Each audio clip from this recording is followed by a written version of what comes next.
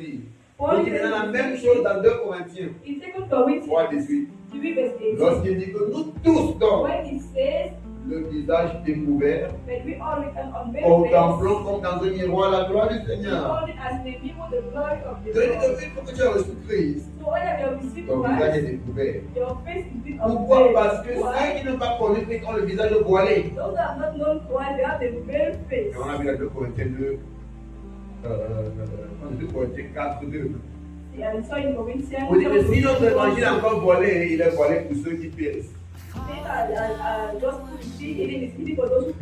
Pour les intelligents de ce monde a aveuglé l'intelligence.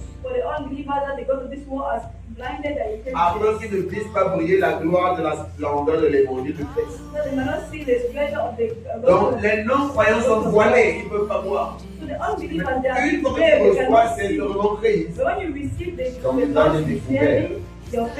Et maintenant que c'est découvert, qu'est-ce que nous faisons? Nous contemplons, nous regardons avec admiration. Nous les regardons fixés.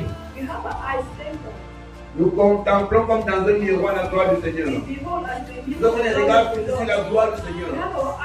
C'est quoi la gloire du Seigneur? Le nom gloire d'une nouvelle doxa.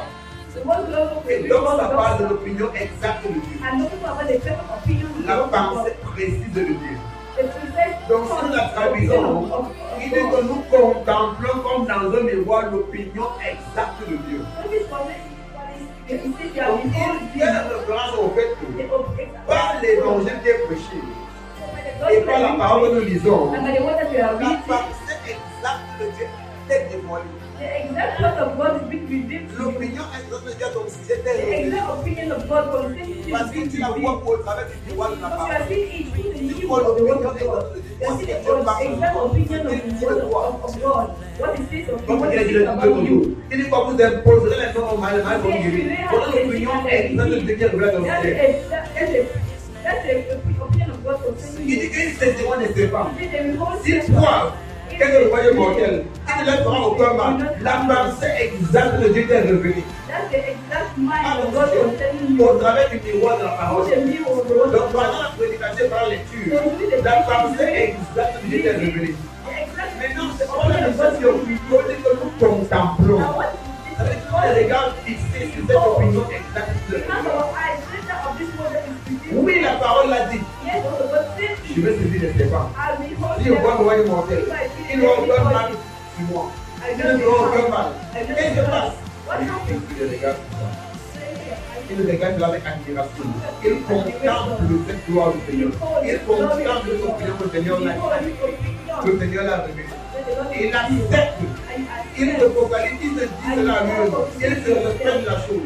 Il murmure cela à lui-même. Et pendant qu'il le fait, il est transformé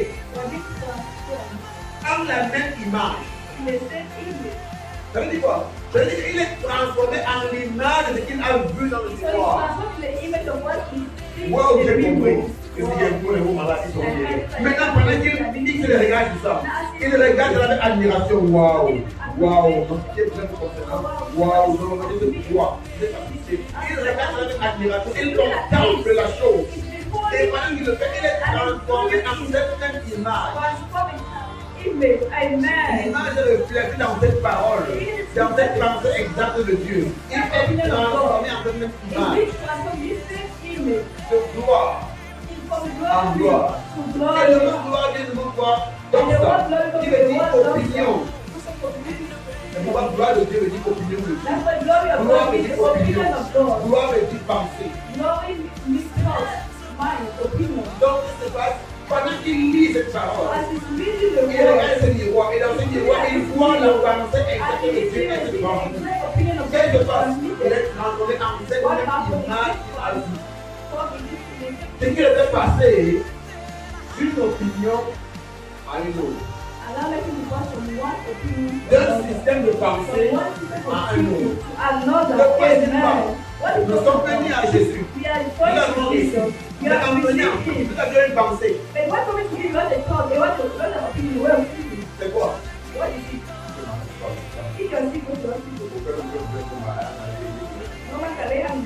Maintenant qu'il est venu à Jésus, Jésus le dit, tu imposeras les morts malades et ils seront guéris. Il pense cela. Il accepte. Waouh, voilà ce qu'il a fait dans ma vie. Voilà ce qu'il a fait dans ma vie. Voilà ce qu'il a fait dans ma vie. Il accepte qu'il y ait une contemplation. Il le réclame. Il se dit cela encore et encore. Il se répète cela. Il le répète cela dans son cœur. Et pendant qu'il le fait, il est transformé en cette image. Où il commence à imposer mon mal. Et il le voit se guérir. Et c'est comme ça qu'il est passé sur une opinion.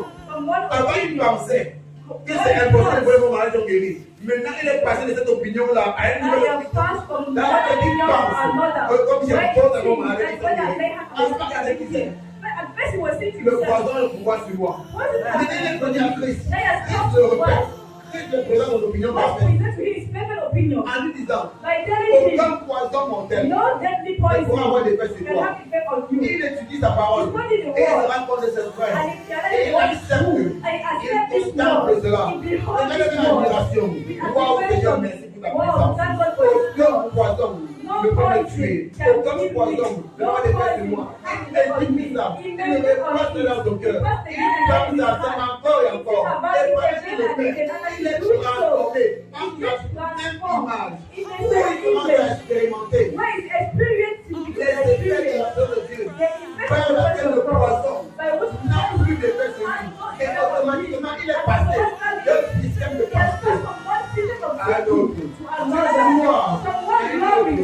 D'un opinion à l'autre. Avant, il se disait, le poison peut tuer. De maintenant, il a compris.